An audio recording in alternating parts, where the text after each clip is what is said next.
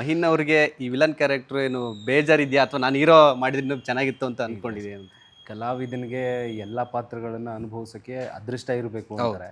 So ಒಂದು ಅದೃಷ್ಟನ ಇವ್ರು ಕೊಟ್ಟಿದ್ದಾರೆ ಸರ್ ನನಗೆ ಅಂತ ಹೇಳ್ಬೋದು ನಾನು. ಓಕೆ. ಯಾಕೆಂದರೆ ಅದು ನಮ್ಗೆ ಚಾಲೆಂಜ್ ಅದು. ಆ್ಯಕ್ಚುಲಿ ಹೀರೋ ಕ್ಯಾರೆಕ್ಟರ್ ಮಾಡಿದವ್ರಿಗೆ ನೀವು ಬೇರೆ ಬೇರೆ ಕ್ಯಾರೆಕ್ಟರ್ನ ಕೊಟ್ಟು ನೋಡಿ, ಕೆಲವೊಬ್ಬರಿಗೆಲ್ಲ ಮಾಡೋಕ್ಕಾಗಲ್ಲ, ಅಷ್ಟು ಈಸಿ ಅಲ್ಲ ಅದು. ಹೌದು. ಸೊ ಹಾಗಿದ್ದಾಗ ನನಗೆ ಒಂಥರ ಅದು ಒಂಥರ ಕಲಿಯೋಕ್ಕೆ ಸಿಕ್ಕಂಗೆ ನನಗೆ.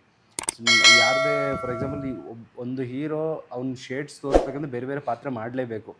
ನಾವು ಕಮಲ್ ಹಾಸನ್ ಸರ್ನ ಸುಮ್ಮನೆ ಕೊಂಡಾಡಲ್ಲ ಯಾರು. ಕರೆಕ್ಟ್. ಅವರು 10 ದಶಾವತಾರ ಮಾಡ್ತಾರೆ, 10ರಲ್ಲಿ ಬೇರೆ ಬೇರೆ ಪಾತ್ರ ಮಾಡಿದ್ದಕ್ಕೆ ಅವ್ರನ್ನ ಅಷ್ಟು ಕೊಂಡಾಡೋದು. ಕರೆಕ್ಟ್. ಸೊ ನಾವು ಹಾಗೆ ನಮಗೆ ಎಕ್ಸ್ಪೆರಿಮೆಂಟ್ ಮಾಡಬೇಕಂದ್ರೆ ನಮ್ಗೆ ಅವಕಾಶಗಳು ಸಿಗಬೇಕು. ಈ ಥರದ ಬೇರೆ ಬೇರೆ ಪಾತ್ರಗಳು ಮಾಡಿದಾಗಲೇ ಸೊ ನಮ್ಮ ಕ್ಯಾಲಿಬರ್ ಏನಿದೆ ಅಂತ ಗೊತ್ತಾಗೋದು, ನಮಗೆ ಎಕ್ಸ್ಪೆರಿಮೆಂಟ್ ಮಾಡಿದಾಗ ಗೊತ್ತಾಗೋದು. ಸೊ ಅಂಥ ಅವಕಾಶಗಳನ್ನ ಇಂಥ ನಿರ್ದೇಶಕರು ಕೊಟ್ಟಾಗಲೇ ನಮಗೊಂದೊಳ್ಳೆ ಅವಕಾಶ ಸಿಕ್ತು ಅಂತ ನಮಗೆ ತೃಪ್ತಿ ಆಗೋದು ಸರ್. ಸೊ ನಿಮ್ಮ ಕಲೆಯನ್ನು ತೋರ್ಸೋಕೆ ಕೂಡ ಅವಕಾಶ ಇದು. ಹೌದು. ಅಂದರೆ ಅದೇ ನೀವು ಹೇಳ್ದಂಗೆ ಕೆಲವರು ನಾವು ಅದರಲ್ಲೇ ಫಿಕ್ಸ್ ಆಗಿರ್ತೀವಿ. ಸೊ ಇವಾಗ ನೆಗೆಟಿವ್ ನಾಳೆ ಹೇಳೋಕ್ಕಲ್ಲ, 29 ಕಳೆದ್ಮೇಲೆ ನೀವು ಕನ್ನಡದ ಒಬ್ಬ ಮೇನ್ ವಿಲನ್ ಆಗೂ ಕೂಡ ಆಗ್ಬೋದು. ಜನಗಳಿಗೆ ಬಿಟ್ಟಿದೆ. ಸೊ ಅದು ಅವಕಾಶನ ಕೊಟ್ಟಿದ್ದಾರೆ ಡೈರೆಕ್ಟ್ರು, ನೀವು ಅದನ್ನು ಬಳಸ್ಕೋಬೇಕು. ಸೊ ಇನ್ನು ಸಾರಿಕ್ ಅವರು ನಿಮ್ಮ ಸಹ ಕಲಾವಿದರು ಹೇಳ್ತಾರೆ, ಡಯಾನ್ ಅವರು ಮತ್ತು ಹಿಮಾ ಅವರು ಹೇಳ್ತಾಯಿದ್ರು, ಅಂದರೆ ಈ ಥರ ಕೆಲವು ಅದು ಏನಿದೆ ಕಥೆಯಲ್ಲಿ ಇರತಕ್ಕಂಥ ಸ್ಟೋರಿ ಆ ಘಟನೆಗಳನ್ನು ನಾವು ನಿಜ ಜೀವನದಲ್ಲೂ ಕೂಡ ಅನುಭವಿಸಿದ್ದೀವಿ, ಆ ಥರ ಕೂಡ ಟೈಮ್ ಬಂದಿದೆ ಅಂತ. ಸೊ ನಿಮಗೆ ಆ ಥರ ಏನಾದರೂ ಸಮಸ್ಯೆ ಎದುರಾಗಿದೆಯಾ? ಆ್ಯಕ್ಚುಲಿ ನಿಜ ಜೀವನದಲ್ಲಿ ನಾನು ಅಂತ ಅಲ್ಲ, ಅವರಿಬ್ರು ಅಂತನೂ ಅಲ್ಲ, ಎಲ್ಲ ಹೆಣ್ಮಕ್ಳುಗಳೂ ಈ ಥರದೊಂದು ಅಷ್ಟು ಸೀಕ್ವೆನ್ಸಸ್ಗಳನ್ನ ಫೇಸ್ ಮಾಡೇ ಇರ್ತಾರೆ ಆ್ಯಂಡ್ ಮಾಡ್ತಾನೂ ಇದ್ದಾರೆ ಇವಾಗಿನ ತನಕನೂ.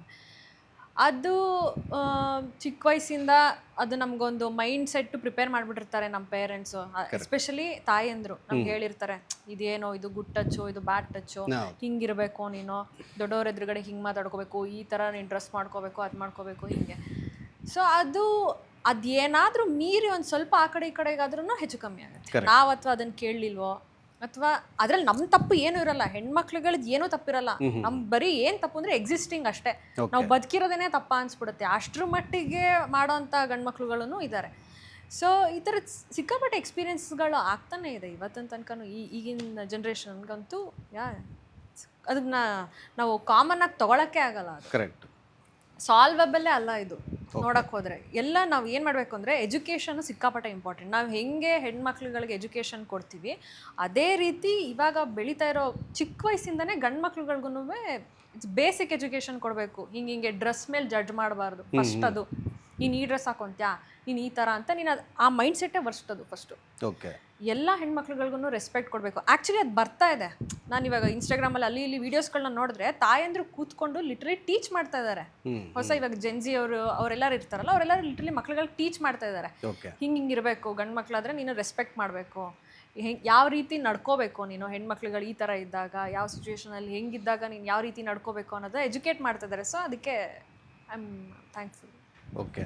ಸೊ ಇನ್ನು ಡೈರೆಕ್ಟರ್ ಸರ್, ಇವಾಗ ಅಟ್ ಪ್ರೆಸೆಂಟು ನೋಡ್ತಾ ಇರೋ ಕನ್ನಡ ಚಿತ್ರರಂಗ ಯಾವ ಥರ ಇದೆ, ಏನೇನಾಗ್ತಿದೆ, ಡೆವಲಪ್ಮೆಂಟ್ ಆಗಿರ್ಬೋದು, ಎಲ್ಲೆಲ್ಲಿ ಸಮಸ್ಯೆ, ಎಲ್ಲೆಲ್ಲಿ ಒಳ್ಳೆಯ ವಿಚಾರಗಳು ಎಲ್ಲ ನೋಡ್ತಾ ಇದ್ದೀರಾ.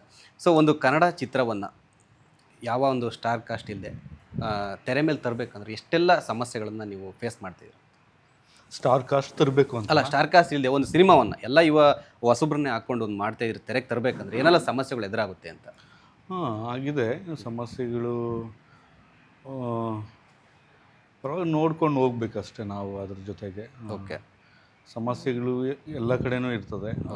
ಕಲಿಸೋದ್ರಲ್ಲಿ, ಕೆಲಸ ಮಾಡಿಸೋದ್ರಲ್ಲಿ ನಮ್ಮ ಒತ್ತುವರಿ ಕೊಟ್ಟು ಹೋಗ್ತಾ ಇದ್ದರೆ ಎಲ್ಲ ಸಲೀಸ್ ಮಾಡ್ಕೋಬೇಕು ನಾವೇ. ಸಂದರ್ಭ ಏನಾನ ಒಂದು ಆಗ್ತಾ ಇರ್ತದೆ, ಒಂದು ವೈಯಕ್ತಿಕವಾಗಿ ಕೆಲಸಗಳಲ್ಲಿ ಅದನ್ನು ದೃಢವಾಗಿ ಕೆಲಸ ಮಾಡಿಸೋದ್ರಲ್ಲಿ ಇರುತ್ತೆ ಅಷ್ಟೇ. ಅಲ್ಲ, ನೀವು ಕೂಡ ಇವಾಗ ಕೇಳಿರ್ತೀರ, ಅಂದರೆ ಇವಾಗ ಒಳ್ಳೆಯ ಕಥೆ ಇರೋ ಸಿನಿಮಾ ಕೂಡ ಬಂದರೂ ಥಿಯೇಟ್ರಲ್ಲಿ ನಿಲ್ತಾ ಇಲ್ಲ, ಅಂದರೆ ಥಿಯೇಟ್ರೇ ಸಿಗ್ತಾ ಇಲ್ಲ ಅನ್ನೋದು ಕೂಡ ಇದೆ. ಸೊ ಅಂಥ ಒಂದು ಸಮಸ್ಯೆಗೆ ಏನು ಹೇಳ್ತೀರಾ ಅಂತ? ಯಾಕೆಂದರೆ ನೀವು ಕೂಡ ಇವಾಗ ಒಂದು ಹೊಸ ಒಳ್ಳೆ ಟ್ರೇಲರ್ ನೋಡಿದ್ರೆ ಗೊತ್ತಾಗುತ್ತೆ, ಒಳ್ಳೆ ಕತೆ ಹಂದರ ಇಟ್ಕೊಂಡು ಅದರಲ್ಲೂ ಕೂಡ ಮಹಿಳೆಯರನ್ನ ಕಾನ್ಸಂಟ್ರೇಷನ್ ಮಾಡ್ಕೊಂಡು ಮಾಡಿದ್ದೀರಾ. ಸೊ ಈ ಥರ ಒಂದು ಹೇಳ್ತಾ ಇರೋದು ಎಕ್ಸಾಂಪಲ್, ಇದೇ ಥರ ಬೇರೆ ಬೇರೆ ಸಿನಿಮಾಗಳಿಗೂ ಕೂಡ ಆ ಥರ ಬಂದಿರೋ ಸಿಚುವೇಶನ್ಗಳಿದೆ. ಸೊ ಆ ಥರ ನಿಮಗೆ ಇದಾಗಿದೆ? ಏನಿಲ್ಲ, ಜನಗಳಿಗೆ ಮನವಿ ಮಾಡ್ಕೊಬೇಕು ಅಷ್ಟೇ. ನಾನು ದಯವಿಟ್ಟು ಬನ್ನಿ, ಫಸ್ಟ್ ನೋಡಿ ಏನಾಗಿದೆ, ಏನಾದ್ರಲ್ಲಿ ಸ್ವಾದಿಷ್ಟತೆ ಇದೆ ಅಂತ ತಿಳ್ಕೊಂಡ್ರೆ ಜಡ್ಜ್ ಮಾಡೋಕ್ಕೆ ಅವ್ರಿಗೂ ಅನುಕೂಲ ಆಗ್ತದೆ. ಸುಮ್ಮನೆ ಎಲ್ಲ ಥರದಲ್ಲಿ ಬರ್ತದೆ, ಇದು ಹೋಗ್ತದೆ ಅನ್ನೋದ್ರಲ್ಲಿ ಕಷ್ಟ ಆಗ್ತದೆ. ಮನವಿ ಅವ್ರನ್ನೇ ಮಾಡ್ಕೊಬೇಕು, ಕನ್ನಡ ಜನತೆನೇ ಮನವಿ ಮಾಡ್ಕೊಂಡು ಕೇಳ್ಕೊಬೇಕು. ಓಕೆ. ಈಗ ಟ್ರೈಲರ್ ಬಿಟ್ಟಿದ್ದೀವಿ, ಹಾಡು ಬಿಟ್ಟಿದ್ದೀವಿ, ಅದರ ಪ್ರಾಮುಖ್ಯತೆ ಎಷ್ಟಿದೆ ಅನ್ನೋದು ಅವ್ರ ಗಮನಕ್ಕೆ ಆಲ್ರೆಡಿ ಈಗ ಹಾಡು ಮುಖಾಂತರ ಮತ್ತು ಟ್ರೈಲರ್ ಮುಖಾಂತರ ನೋಡಿದ್ದಾರೆ. ಇನ್ನು 29ನೇ ತಾರೀಕು ರಿಲೀಸ್ ಅಂದ್ಕೊಂಡಿದ್ದೀವಿ. ಇನ್ನೊಂದು ಹೆಜ್ಜೆ ಮುಂದೆ ಇಟ್ಬಿಟ್ಟು ಇಷ್ಟು ನೋಡಿರೋ ಇನ್ನೊಂದು ಹೆಜ್ಜೆ ಥಿಯೇಟ್ರಿಗೆ ಬಂದು ನೋಡಿಬಿಟ್ರೆ ನಾವು ಇಷ್ಟೊಂದು ಜನ ಶ್ರಮ ಪಟ್ಟಿರೋದಕ್ಕೊಂದು ಫಲ ಸಿಗುತ್ತೆ. ಅದ್ರಲ್ಲಿ ಜಡ್ಜ್ ಮಾಡೋಕ್ಕಾಗಲ್ಲ, ಅವ್ರು ಬಂದ್ರೇ ನಮ್ಮ ಖುಷಿ, ಅವ್ರು ಬರಲೇಬೇಕು. ಅದೇ ಮನವಿ ಮಾಡ್ಕೊಂಡು ರಿಕ್ವೆಸ್ಟ್ ಮಾಡ್ಕೊಬೇಕು ಅಷ್ಟೇ. ಅದು ಬಿಟ್ಟರೆ ನನಗೇನು ಆಪ್ಷನ್ ಇಲ್ಲ, ನಿಮ್ಮ ಮೀಡಿಯಾ ಮುಖಾಂತರ ಕೇಳ್ಕೊಬೋದು. ಅದು ಬಿಟ್ಟರೆ ಇನ್ನೇನು ಹೇಳಕ್ಕೆ ಸಾಧ್ಯ. ಹೌದು, ಜನ ಬಂದರೆ ಅವ್ರು ಜಡ್ಜ್ ಮಾಡಿದ್ರೆ ಗೊತ್ತಾಗ್ತದೆ. ಇನ್ನು ಮಹಿನ್ ಅವರ ಒಂದು ವಿಲನ್ ಕ್ಯಾರೆಕ್ಟರ್ ಅಂದರೆ ನಾನು ಇಲ್ಲಿವರೆಗೂ ಕೂಡ ನನಗೆ ಅದೇ ಅಂದರೆ ಮಹಿನ್ ಅವ್ರ ವಿಲನ್ ಆಗಿ ನೋಡೋಕ್ಕೆ ನನಗೆ ಇಷ್ಟ ಆಗ್ತಿಲ್ಲ. ಅಂದರೆ ಅವ್ರು ಹೀರೋ ಥರ ಲುಕ್ ಇರೋ ಪರ್ಸನ್ನು. ಸೊ ಆದರೂ ಕೇಳ್ತಾ ಇದ್ದೀನಿ, ಯಾವ ಥರ ಪ್ಲ್ಯಾನ್ ಇತ್ತಂತ ನಿಮ್ಮದು ವಿಲನ್ಗೆ ಪ್ಲಾನರು?